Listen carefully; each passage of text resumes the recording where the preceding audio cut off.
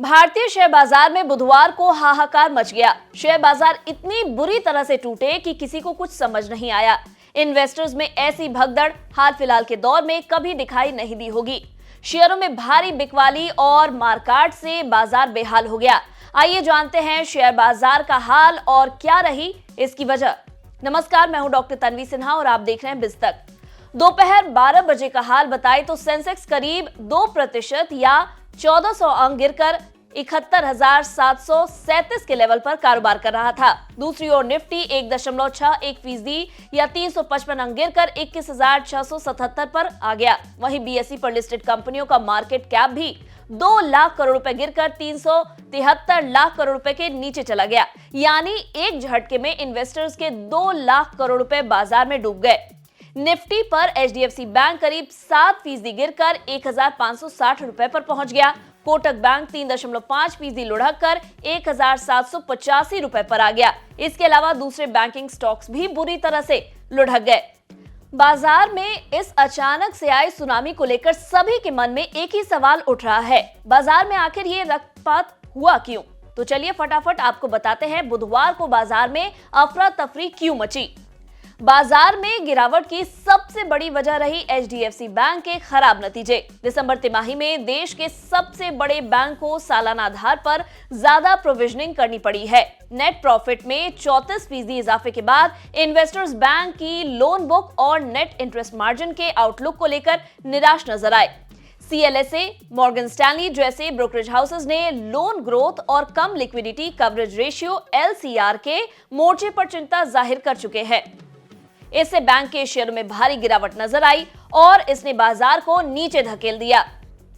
बाजार में गिरावट की दूसरी वजह डॉलर का एक महीने की ऊंचाई पर पहुंचना रहा। डॉलर इंडेक्स बढ़ने से क्रूड ऑयल और दूसरी कमोडिटीज आयात करना महंगा हो जाता है।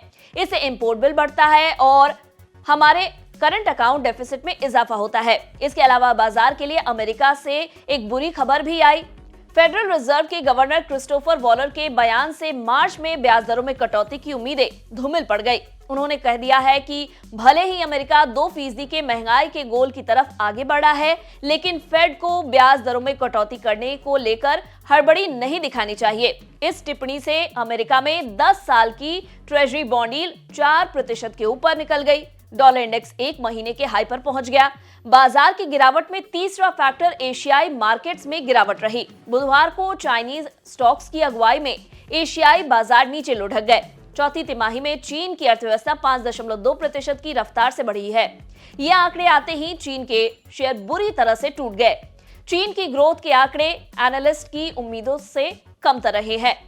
शेयर बाजारों में बीते कुछ वक्त से लगातार तेजी का दौर बना हुआ है। शेयर बाजार हर दिन तेजी का नया रिकॉर्ड बना रहे थे और सेंसेक्स 73,000 के पार पहुंच गया था। वहीं दूसरी तरफ निफ्टी भी 22,000 के बड़े आंकड़े को पार कर चुका था।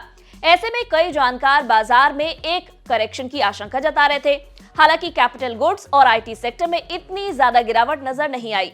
बाजारों में मिड और स्मॉल कैप शेयरों में भी बीते वक्त में रही तेजी के बाद इसकी महंगी वैल्यूएशन को लेकर फिक्र जाहिर की जा रही थी। देखना यह होगा कि क्या बाजार में आने वाले दिनों में भी तेजी करेक्शन दिखाएगी या निचले लेवल्स पर गिरावट का इस्तेमाल इन्वेस्टर्स खरीदारी के लिए करेंगे।